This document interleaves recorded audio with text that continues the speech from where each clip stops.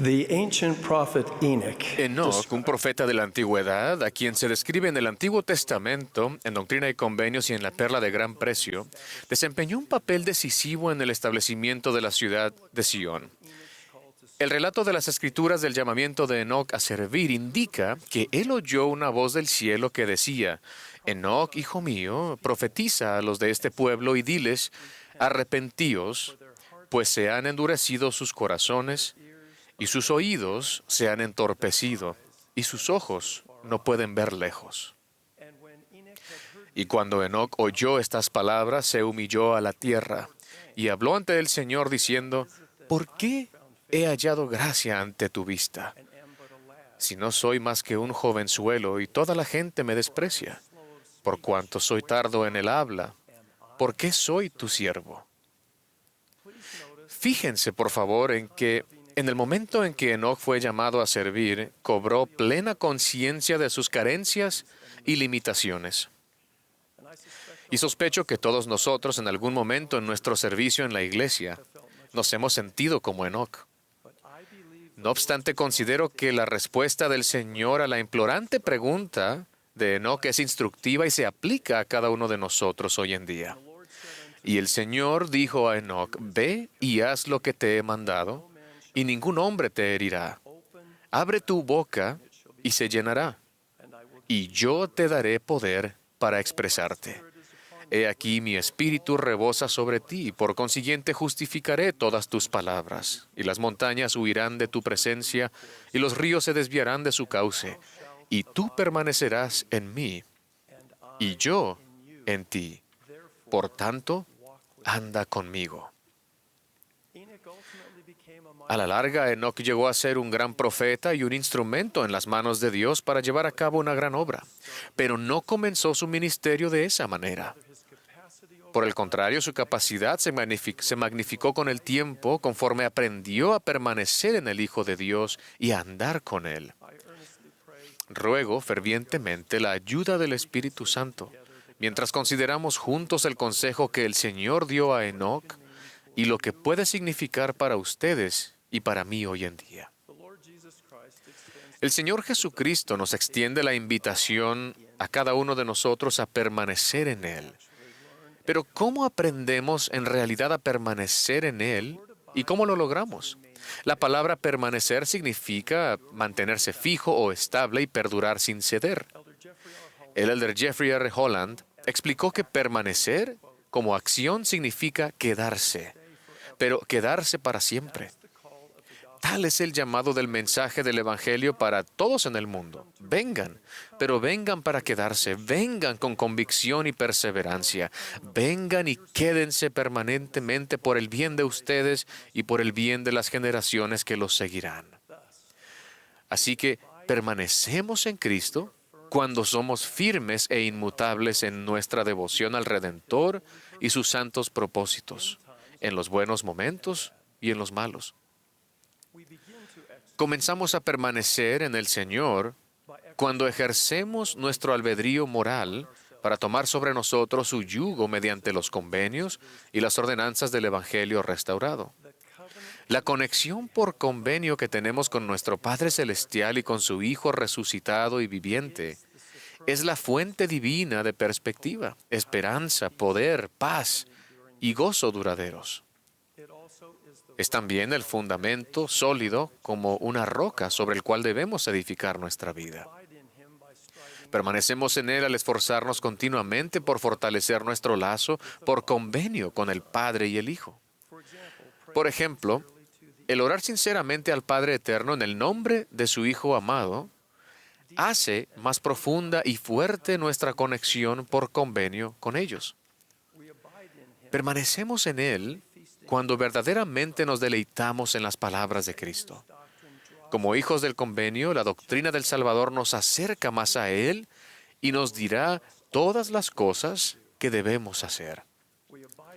Permanecemos en Él cuando nos preparamos para participar en la ordenanza de la Santa Cena, repasando las promesas que hicimos por convenio y reflexionando sobre ellas, arrepintiéndonos sinceramente El participar dignamente de la Santa Cena es un testimonio a Dios de que estamos dispuestos a tomar sobre nosotros el nombre de Jesucristo y a esforzarnos por recordarle siempre, después del breve periodo necesario para participar de esa ordenanza. Y permanecemos en Él cuando servimos a Dios al servir a sus hijos y al ministrar a nuestros hermanos y hermanas. El Salvador dijo, si guardáis mis mandamientos, permaneceréis en mi amor, así como yo he guardado los mandamientos de mi Padre y permanezco en su amor. He descrito brevemente varias de las muchas maneras en que podemos permanecer en el Salvador. Ahora invito a cada uno de nosotros como sus discípulos a pedir, buscar, llamar y averiguar por nosotros mismos, por el poder del Espíritu Santo, otras maneras significativas en que podemos hacer de Cristo el centro de nuestra vida en todo lo que hacemos. La promesa del Salvador a sus seguidores tiene dos partes. Si permanecemos en Él, Él permanecerá en nosotros. Pero, ¿es realmente posible que Cristo permanezca en ustedes y en mí, individual y personalmente? La respuesta a esta pregunta es un rotundo sí. En el libro de Mormón aprendemos sobre la ocasión en que Alma enseñó y testificó a los pobres, cuyas aflicciones los habían obligado a ser humildes. En su instrucción comparó la palabra a una semilla que se debe plantar y nutrir, y describió la palabra como la vida, la misión y el sacrificio expiatorio de Jesucristo. Alma dijo, empezad a creer en el Hijo de Dios, que vendrá para redimir a los de su pueblo, y que padecerá y morirá para expiar los pecados de ellos, y que se levantará de entre los muertos, lo cual efectuará la resurrección, a fin de que todos los hombres comparezcan ante Él para ser juzgados en el día postrero, sí, el día del juicio, según sus obras. Ahora, hermanos y hermanas, dada esta descripción de la palabra de Alma, piensen en la conexión inspirada que Él establece a continuación. Y ahora bien, quisiera que plantaseis esta palabra en vuestros corazones, y al empezar a hincharse, nutridla con vuestra fe. Y he aquí llegará a ser un árbol que crecerá en vosotros para vida sempiterna. Y entonces Dios os conceda que sean ligeras vuestras cargas mediante el gozo de su Hijo. Y todo esto lo podéis hacer si queréis. La semilla que debemos esforzarnos por plantar en nuestro corazón es la palabra, a saber, la vida, la misión y la doctrina de Jesucristo. Y conforme la palabra sea cultivada con fe, puede llegar a ser un árbol que brotará en nosotros para vida sempiterna. ¿Cuál era el simbolismo del árbol en la visión de Ley? El árbol puede considerarse una representación de Jesucristo. Mis queridos hermanos y hermanas, ¿se encuentra la palabra en nosotros? ¿Están escritas las verdades del Evangelio del Salvador en las tablas de carne de nuestro corazón? ¿Estamos viniendo a Él y estamos llegando a ser más semejantes a Él? ¿Está el árbol de Cristo creciendo en nosotros? ¿Nos estamos esforzando por llegar a ser nuevas criaturas en Él? Quizás este milagroso potencial inspiró a Alma a preguntar, ¿habéis nacido espiritualmente de Dios? ¿Habéis recibido su imagen en vuestros rostros?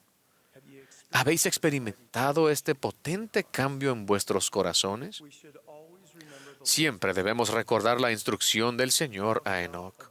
Tú permanecerás en mí y yo en ti. Y testifico que la promesa del Salvador de permanecer en nosotros es verdadera y que está al alcance de todo miembro de su iglesia restaurada que cumpla con sus convenios. El apóstol Pablo exhortó así a los creyentes que habían recibido al Señor: andad en Él. El andar en el Salvador y con Él pone de relieve dos aspectos vitales del discipulado. Primero, obedecer los mandamientos de Dios, y dos, recordar y honrar los convenios sagrados que nos conectan al Padre y al Hijo. Juan declaró, Y en esto sabemos que nosotros le hemos conocido, si guardamos sus mandamientos. El que dice, yo le he conocido, pero no guarda sus mandamientos, el tal es mentiroso, y la verdad no está en él. Pero el que guarda su palabra, en él el amor de Dios verdaderamente se ha perfeccionado. Por esto sabemos que estamos en él. El que dice que permanece en él, debe andar como él anduvo. Jesucristo nos invita diciendo, ven, sígueme y anda conmigo. Testifico que cuando seguimos adelante con fe y caminamos en la mansedumbre del Espíritu del Señor, somos bendecidos con poder, guía, protección y paz. Alma describe una amorosa súplica del Señor a toda alma viviente. He aquí, Él invita a todos los hombres, pues a todos ellos se extienden los brazos de misericordia. Y Él dice, arrepentíos y os recibiré. Venid a mí y participaréis del fruto del árbol de la vida. Sí, comeréis y beberéis libremente del pan y de las aguas de la vida. Recalco el alcance universal de la súplica del Salvador. Él anhela bendecir con su gracia y misericordia a cada persona que vive ahora, que ha vivido o que aún vivirá en la tierra. Algunos miembros de la Iglesia aceptan como verdaderos la doctrina, los principios y los testimonios que se proclaman repetidamente desde este púlpito del centro de conferencias y en las congregaciones locales en todo el mundo. Sin embargo, puede que les cueste creer que esas verdades eternas se aplican específicamente a su vida y a sus circunstancias. Creen con sinceridad y sirven con diligencia, pero su conexión por convenio con el Padre y con su Hijo Redentor todavía no ha llegado a ser una realidad viviente y transformadora en su vida.